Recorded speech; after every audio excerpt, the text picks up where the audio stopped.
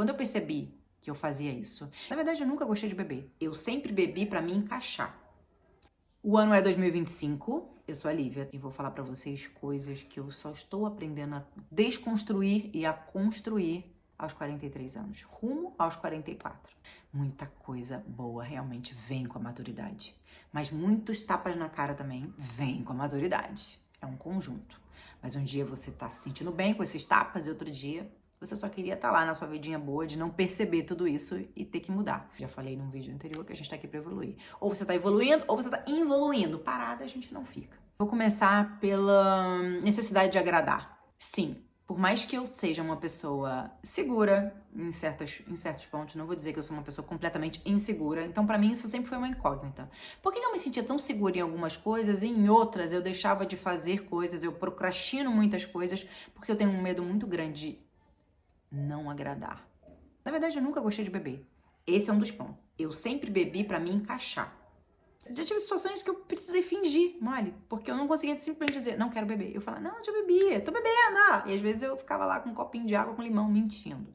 Quando eu percebi que eu fazia isso, eu percebi isso ano retrasado, no carnaval, no aniversário da minha irmã faz aniversário de 14 de fevereiro, então quase sempre cai no carnaval. Eu já tinha começado a frequentar a igreja, e eu tinha começado mais ou menos em setembro, minha irmã faz aniversário em fevereiro. E aí em novembro eu parei de ir na igreja. E passou janeiro, né, Réveillon, tudo aquilo. Nunca fui de beber muito, não gosto de beber cerveja, então eu tava bebendo um drinkzinho ou outro, como sempre, uma caipirinha, uma ice. E aí no carnaval, no aniversário da minha irmã, a gente tava lá, tava todo mundo bebendo e eu não. E aí o meu primo falou assim, Olivia, vem beber. Todo mundo fica engraçado como as pessoas se incomodam, né, da gente não beber. E nesse dia ele falou assim, se você beber, duvido você virar essa garrafinha aqui de ice. E eu não sei nem por qual motivo ele falou. Se você virar, não sei o que lá. E aí eu, né, pra ter aquele momento de atenção, sei lá o quê, pra me encaixar no clubinho que tava todo mundo bebendo, menos a chata Nilda aqui. E eu sempre fui considerada chata pela minha família. Sempre. Por mais que eu seja uma pessoa divertida, alegre, eu sei que eu sou uma pessoa querida, eu me sinto querida. Mas ao mesmo tempo, em contrapartida, eu sempre fui vista como uma pessoa chata. Porque normalmente uma pessoa que é vista como uma pessoa chata é uma pessoa o quê? Que gosta de rotina, uma pessoa que gosta das coisas no lugar, uma pessoa que tem uma vidinha mais regrada. Até porque, gente, tenho 3 filhos, sou mãe solo. Se eu não tivesse essa vidinha minimamente regrada, vocês imaginam a loucura que seria minha vida. Eu não teria sanidade mental. E eu tenho muito orgulho de dizer que eu nunca tomei remédio. Voltando, eu sempre fui considerada uma pessoa chata. E ali, às vezes, pra não complementar essa ideia de que eu sou chata, eu acabava me enquadrando no clubinho. E aí, bora, vamos beber, vamos beber. E eu bebi uma ice. Gente, uma ice pra mim era mais que o suficiente, sempre foi. Daqui a pouco eu fui pra ducha tomar banho. Eu já tava meio, né, chapada e tal, e eu fui tomar banho. E aí meu primo começou a gritar de lá. Tá mijando na ducha. Foi essa expressão feia mesmo que ele usou. E eu comecei a gritar de lá, para de cuidar da minha vida. E ele rindo, e eu rindo. E daqui a pouco ele foi perto de mim, e ele provavelmente nem sabe que ele fez isso. Ele foi pra perto de mim e fingiu que tava fazendo xixi em cima de mim. Calma, não, sem tirar a roupa nem nada disso. E o filho dele na piscina começou a chorar. Pai, para. E eu e ele, e eu, para, gritando, rindo, perdendo fôlego, eu embaixo da ducha sentada. E me bateu uma coisa assim de tipo, o que eu tô fazendo? Eu não gosto dessa imagem que eu tô passando. Por que eu tô passando essa imagem pras pessoas? Se é uma coisa que eu não gosto de ver, e eu juro, eu tive isso naquele momento exato que eu tava alcoolizada passando por aquilo. E naquele dia eu falei, chega, não faz sentido. Não faz sentido eu me colocar numa posição que eu não gosto pra agradar os outros. Não faz sentido eu parecer a boba da corte e fazer as pessoas rirem de mim porque você é legal. Não faz sentido eu fazer nada disso. E ali eu simplesmente parei. E aí eu aceitei realmente receber o meu título de chata. E agora eu recebi o título de chata, freira, evangélica, irmã do coque, protestante, que roda no chão e que não bebe mais. A chata total.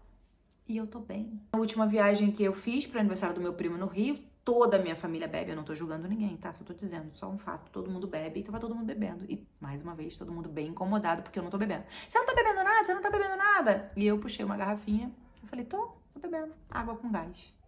E dancei, e cantei, e fiz tudo. Fiquei junto com as pessoas até tarde, sem uma gota de álcool. Bem, eu não preciso. Então, assim, foi um trabalho em mim, ali, confirmar mais uma vez de que eu sou a chata. E tá tudo bem. A minha decisão valeu cada minuto, eu não me arrependi nem um segundo. Por quê? Dia seguinte, onde estava chata? Acordando cedo, tomando café, indo na cafeteria, com a amiga, fazendo o que eu gostava. Se eu tivesse bebido... Se eu bebia por 2 horas, pra mim era o suficiente, eu perdia 2 dias, porque eu funcionava 80% da minha capacidade mental no dia seguinte e 65% no outro dia. Eu demorava 2 dias a voltar. Eu não tinha muitos sintomas de ressaca, dor de cabeça, mas eu sei que eu não funcionava a minha capacidade total. E por que eu ia me render a beber 2 horas pra agradar as pessoas, sendo que eu perdia 2 dias? E fora todos os estragos que fazem na saúde, eu não saio mais de mim. Eu não preciso, eu comecei a entender e prestar atenção que a minha vida, eu gosto da minha vida, eu não preciso sair dela. Eu não preciso ficar doidona, alegrona, sair do meu chão pra ser legal, pra agradar. Eu preciso me agradar. Então, mas aí dentro disso, desse contexto, é engraçado como eu ia de um extremo a outro. Ao mesmo tempo que eu sempre fui a pessoa de inconscientemente, tá? Não é uma questão consciente, eu comecei a perceber isso recente, de agradar. Eu também era a pessoa de cometer sincericídios gravíssimos, do tipo, falo o que eu penso, você recebe como quiser e problema é seu. Eu era essa pessoa. E era muito grosseiro da minha parte. E algumas situações eu falava simplesmente como a pessoa que tá querendo ajudar, ou a pessoa que fala normal, e a pessoa recebe com grosseria. E aí, com o tempo, né, e com muita percepção, com muito autoconhecimento, a gente vai percebendo até que ponto você ajuda, e até que ponto você simplesmente destila nada, só pra deixar outra pessoa mal. É uma das coisas que eu tô trabalhando em mim ainda.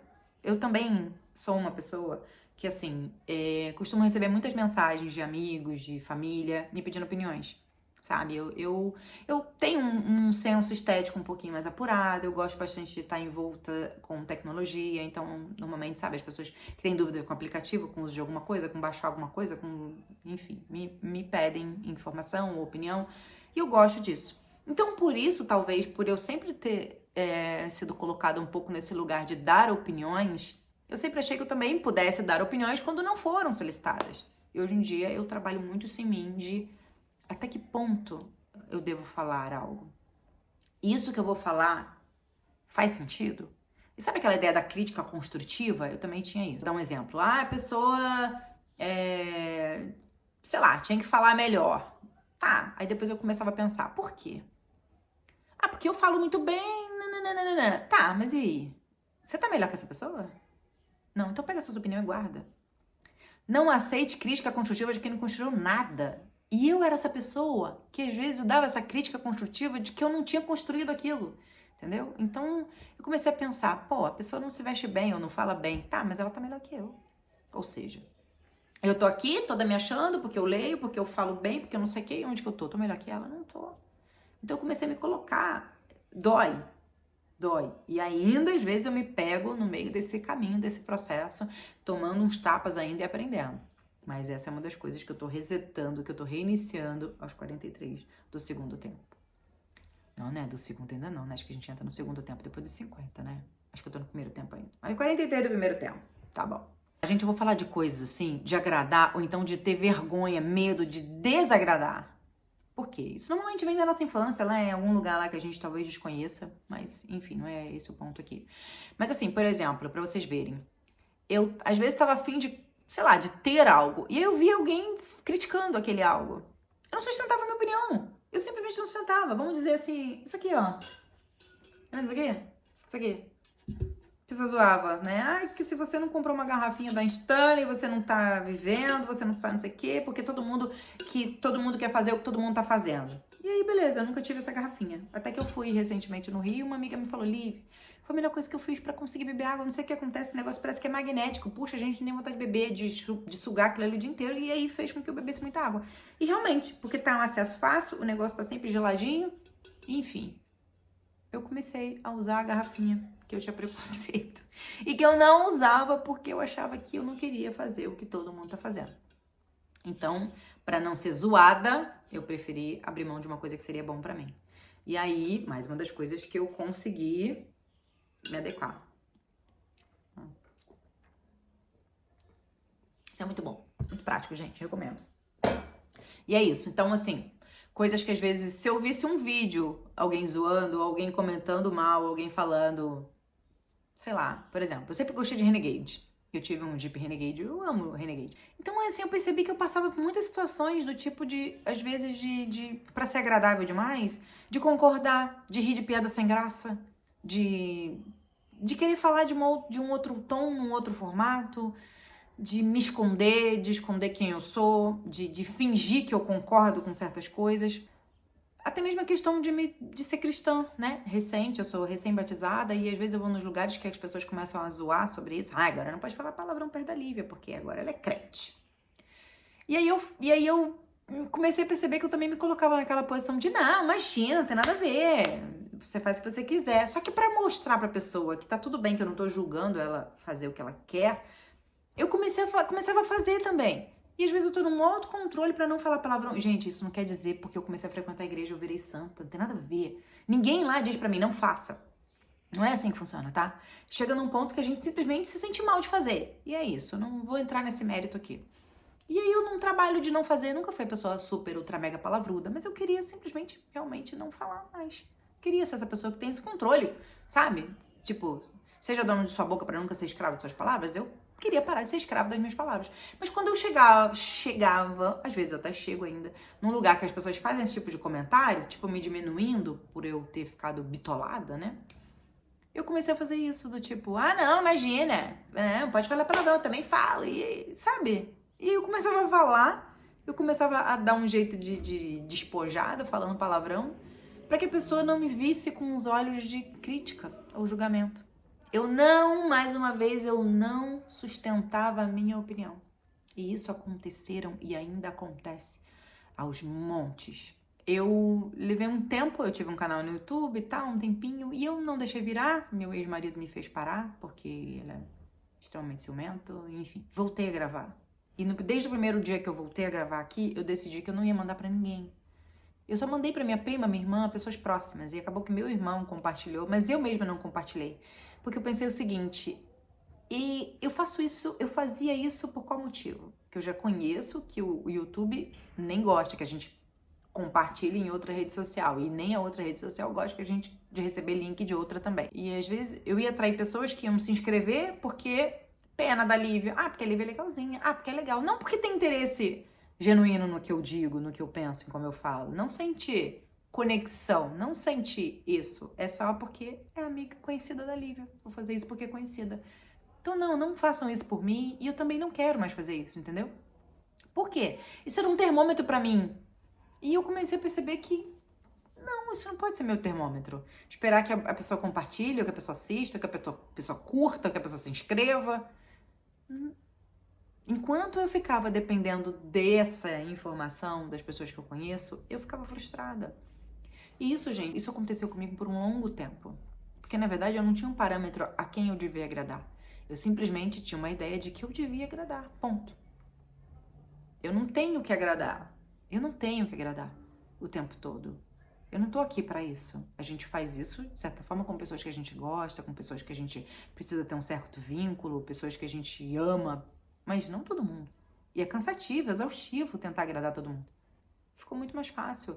Eu simplesmente gravo, eu falo o que eu penso e eu não volto lá pra conferir quem curtiu, quem me mandou alguma coisa. Nada. Eu simplesmente tô com vontade, eu faço. Gente, isso é tão libertador. Mas tão libertador. Eu tô aqui gravando esse vídeo agora, eu tô olhando pra câmera. Eu não tô mais me olhando. Porque se eu estivesse me olhando, eu estaria gravando assim, ó, me olhando, pra eu ver se meu cabelo tá bom, como eu tô. Eu tô falando só. Porque eu tô mais interessada agora em dizer abertamente o que sai de dentro de mim, sabe? Eu não tô mais me importando se eu tô linda, se eu vou receber crítica. Quando você chega nesse ponto, esse lugar é de alívio, sabe? É um alívio, é uma sensação boa de que você conseguiu se livrar de certas amarras e que agora você só precisa continuar.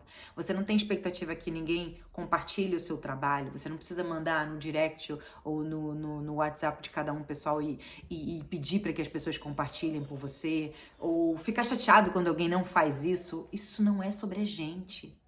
Você não tem que fazer aquilo esperando o retorno, ou agrado, ou... Se alguém fizer, ótimo, a gente fica feliz. Se alguém te elogiar, se alguém comentar, você fica feliz. Mas eu vivia antes, as minhas tomadas de decisões, os meus primeiros passos eram sempre sobre... mas a pessoa não disse gosta. E eu simplesmente esperava aquilo. E por isso eu desisti tantas vezes. E por isso eu estagnei, parei tantas vezes. Porque eu não tinha mensagem do outro. Só que ao longo da vida, a maturidade também me trouxe a ideia de que são muito raras, muito poucas as pessoas ao longo do caminho que de fato vão ficar felizes e vão demonstrar que estão felizes, que vão te elogiar genuinamente. A maioria das pessoas só quer ver o que você está fazendo. E essas pessoas às vezes até te usam ali como parâmetro, mas normalmente elas não vão te dizer isso. E tá tudo bem. E tá tudo bem. O ruim era eu que vivia na expectativa de receber aquilo. Uma outra coisa que a maturidade traz com a gente também é quando a gente perde a necessidade de estar certo. Não o tempo todo, né, gente? Claro, eu acho que assim, eu tenho 3 filhos adolescentes que eu não posso, por exemplo, perder essa ideia. Eu não posso deixá-los, né, achando que eles sabem mais que eu tô aqui pra direcioná-los. Eu posso até errar.